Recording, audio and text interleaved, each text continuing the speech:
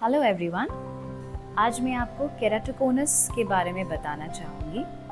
कभी कभी कुछ पेशेंट्स फेस करते हैं आँखों का नंबर सडनली बढ़ना जो चश्मे से भी क्लियर नहीं हो पाता है।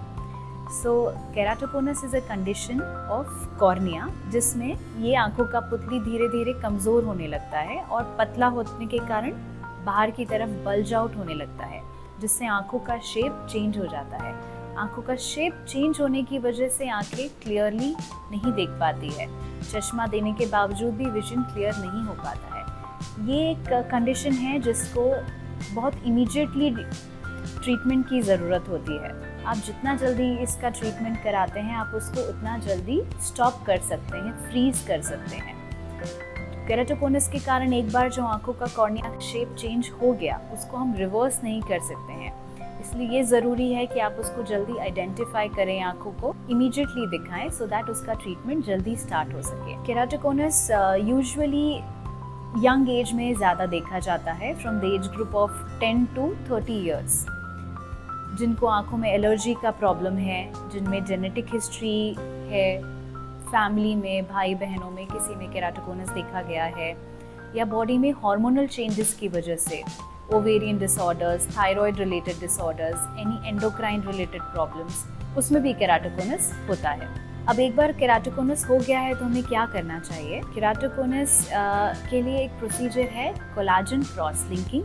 Collagen cross linking is the procedure जिससे हम केराटोकोनस को स्टॉप कर सकते हैं, हॉल्ट कर सकते हैं, उसे रोक सकते हैं in the same condition what it is.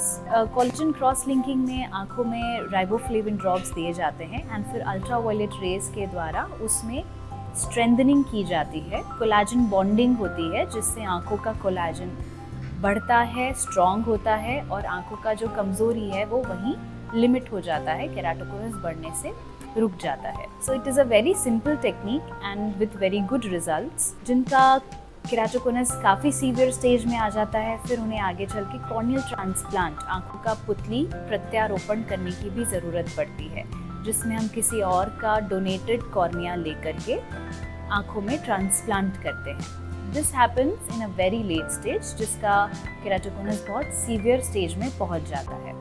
फिर कोलाजन क्रॉस लिंकिंग करने के बाद जब एक बार आंखों का कॉर्निया स्टेबल हो जाता है, नंबर इम्प्रूव करने के लिए या तो चश्मे का इस्तेमाल करते हैं या हम स्क्लेरल कॉन्टैक्ट लेंसेज का यूज़ करते हैं। स्क्लेरल कॉन्टैक्ट लेंसेज एक स्पेशल टाइप के कॉन्टैक्ट लेंसेज होते हैं जो आंखों के कॉर्निया के ऊपर फिट होते हैं और वो आंखों को एक नया शेप, नॉर्मल शेप जैसा शेप दे पाते हैं, जिससे आंखों का विजन टुवर्ड्स नॉर्मल इम्प्रूव होता है। एक बार आपका कोलाजन क्रॉस लिंकिंग हो जाता है या आपका कॉर्नियल ट्रांसप्लांट हो जाता है, आपको स्क्लेरल लेंसेज दे दिए जाते हैं, उसके बाद भी हमें हमेशा डॉक्टर के कांटेक्ट में रहना चाहिए।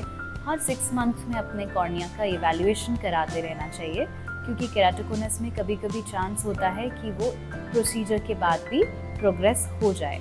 आफ्टर 30 ईयर्स ऑफ एज इसका प्रोग्रेशन यूजुअली नहीं होता है। तो अगर कभी भी आपको आंखों में इस तरह की प्रॉब्लम हो कि चश्मा लगाने के बावजूद भी हमारा आंखों का नंबर 6/6 रीड नहीं कर पा रहा है, या आंखों का चश्मे का नंबर बहुत जल्दी जल्दी बढ़ रहा है, सिलेंड्रिकल नंबर ज़्यादा बढ़ रहा है, तो हमें डॉक्टर को इमीडिएटली दिखाना है so that we can fight against keratoconus.